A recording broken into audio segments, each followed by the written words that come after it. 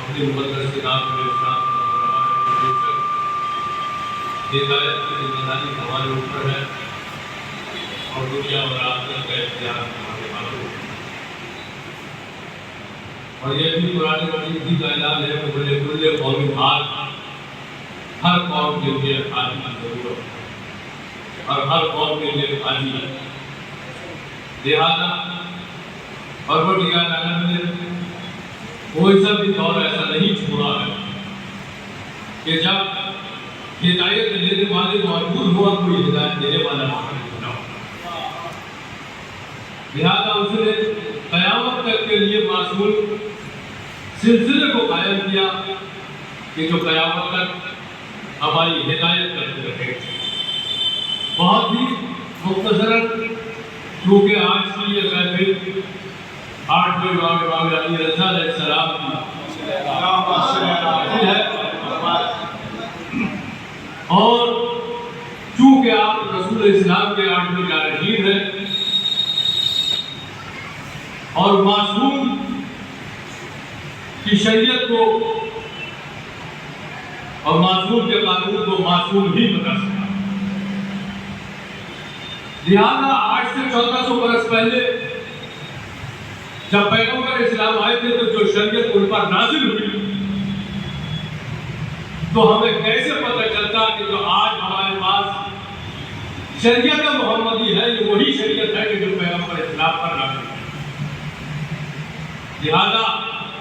ضرورت اس بات کی ہوئی کہ کوئی معصوم سلسلہ ہو کہ جو اس شریعت کو سمجھاتا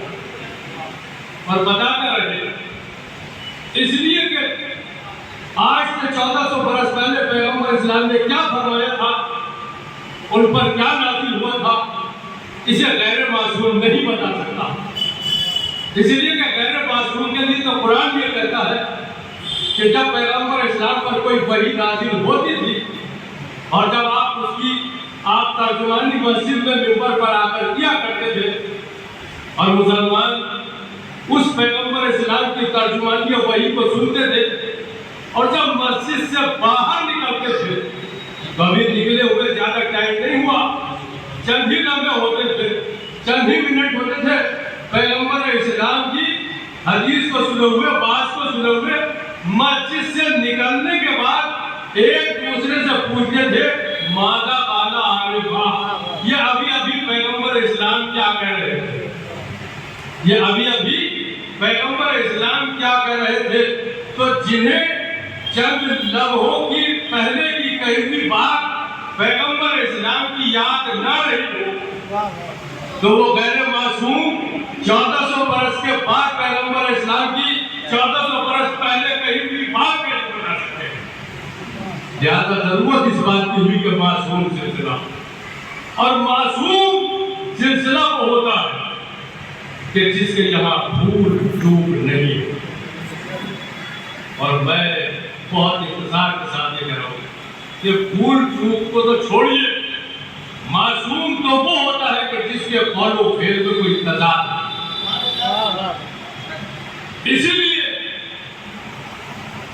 پروردگار عالم نے اپنے حبیب کے لیے کہا کہ میرے نبی میرے محمد اگر ہمیں آپ کو بھیجنا نہ ہوتا تو ہم اس کائنات کو ختم نہ کرتے۔ اے محمد عربی اگر آپ کو بند نہ کرنا ہوتا تو کائنات کو بند نہ کرتے۔ تو آج تو پیغمبر اسلام اس دنیا میں نہیں ہے، آپ کو گئے ہوئے 1400 برس سے زیادہ ہو چکے۔ تو جب محمد عربی اس دنیا میں نہیں ہے تو پھر اس کائنات کو بھی ختم ہو جانا چاہیے تھا، اس کائنات کو بھی مٹ جانا چاہیے تھا۔ لیکن پیغمبر اسلام اپنے چہرے پر ظاہری طور پر موت کی چادر اوڑھ کر اس دنیا سے چلے گئے، لیکن اس کائنات کا باقی رہنا اس بات کی علامت ہے کہ آج بھی کوئی محمد موجود ہے۔ کہ جس کی وجہ سے یہ کائنات تھا اور معصوم سلسلہ وہ ہوتا ہے کہ جس کے قول و فعل میں تضاد ہو۔ ہم نے پیغمبر اسلام کی شریعت کو، پیغمبر اسلام سے شریعت کو پیغمبر اسلام کے بعد علی مرتضیٰ سے لیا، علی مرتضیٰ کے بعد حسن مجتبیٰ سے لیا، حسن مجتبیٰ کے بعد حسین شہید کربلا سے لیا، حسین شہید کربلا کے بعد امام زین العابدین سے لیا، امام زین العابدین کے بعد محمد باقر سے لیا، محمد باقر کے بعد جعفر صادق سے لیا، اور جعفر صادق کے ساتھ موسیٰ کاظم سے لیا، اور موسیٰ کاظم کے بعد علی رضا سے لیا، یہاں تک کہ یہ سلسلہ آخری حجت تک پہنچا جو آج بھی پردہ غیب میں موجود ہے۔ لہذا ہم فخر میں کہہ سکتے ہیں کہ ہمارے پاس وہی شریعت محمدی ہے کہ جو آج سے 1400 برس پیغمبر اسلام پر نازل ہوئی، کیونکہ ہم نے شریعت کو معصوم سلسلے سے، اور معصوم وہ ہوتا ہے کہ جس کے قول و فعل میں تضاد نہیں، جو پہلا کہتا ہے وہی دوسرا کہتا ہے، جو دوسرا کہتا ہے وہی تیسرا کہتا ہے، سب کا قول ہے اور ان کی بات کو چھوڑیے۔ اگر ایک انسان 8ویں امام کے دور میں خام میں پیغمبر اسلام کو دیکھ لیتا ہے اور مسجد کے اندر دیکھ لیتا ہے اور مصلی پر بیٹھے ہوئے اس حالت میں دیکھتا ہے کہ کھجوروں کا تخت لگا ہوا ہے اور سامنے پیغمبر اسلام کو سلام کرتا ہے، اور آپ ایک مٹھی کھجوریں اٹھا کر دیکھتے ہیں، اسے ایک مٹھی کھجوریں اٹھا کر دے دیتے ہیں، مولانا بولتی ہے ان کا ہے تو تعداد میں 18 تھی، پریشان تھا کہ اس تعبیر، اس آپ کی تعبیر کیسے ملے۔ جب اسے پتہ چلا کہ رسول کے 8ویں جانشین کی سواری شہر نیشا پور میں آئی ہوئی ہے، چونکہ یہ خواب دیکھنے والا شہر نیشا پور کا تھا، اور خواب کب دیکھا تھا؟ 8ویں امام علیہ السلام کے دور میں دیکھا تھا۔ دیکھا کسے تھا؟ پیغمبر اسلام کو دیکھا تھا، پیغمبر اسلام کو خواب میں دیکھا تھا، مسجد میں ہے، مصلی پر بیٹھے ہوئے ہیں، سامنے کھجوروں کا تخت ہے، اس نے سلام کیا، سلام کرنے کے بعد پیغمبر اسلام نے جواب سلام دیا اور ایک مٹھی کھجوریں اٹھا کر اس کے ہاتھ میں رکھ دی۔ اس نے جب گنا تو تعداد میں 18 تھی، آنکھ کھل گئی، پریشان تھا کہ اس کی تعبیر کیسے مل سکتی ہے، لیکن جب اسے پتہ چلا کہ پیغمبر اسلام کے 8ویں جانشین شہر نیشا پور میں آئے ہوئے ہیں، تو اس نے کہا کہ میرے اس خواب کی تعبیر آپ کے جانشین کے نام کوئی اور نہیں بتا سکتا، لہذا پوچھتا ہوا چلا کہ میں نے سنا ہے کہ ہمارے شہر میں رسول اسلام کے جانشین آئے ہوئے ہیں، 8ویں جانشین آئے ہوئے ہیں۔ کسی نے بتایا کہ ہاں نماز کا وقت ہوا اور نماز ادا کرنے کے لیے مسجد میں تشریف فرما ہے۔ یہ اجازت لے کر مسجد میں داخل ہوا تو کیا دیکھتا ہے؟ جیسے خواب میں رسول اسلام کو بیٹھے ہوئے دیکھا تھا، ویسے ہی رسول اسلام کے 8ویں جانشین بھی مصلی پر بیٹھے ہیں اور آپ کے سامنے بھی کھجوروں کا تخت لگا ہوا ہے۔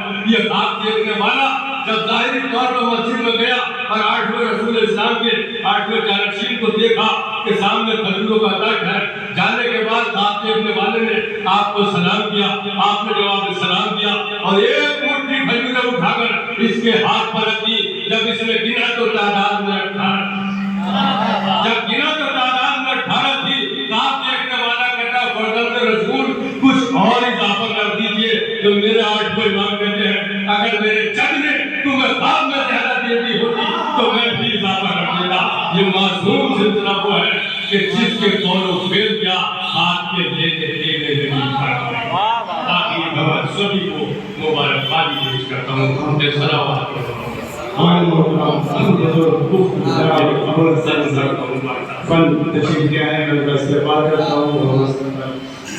گزارش کرتا ہوں، ساتھ ہی ساتھ ڈاکٹر چندن اپنی تشریف کیا ہے۔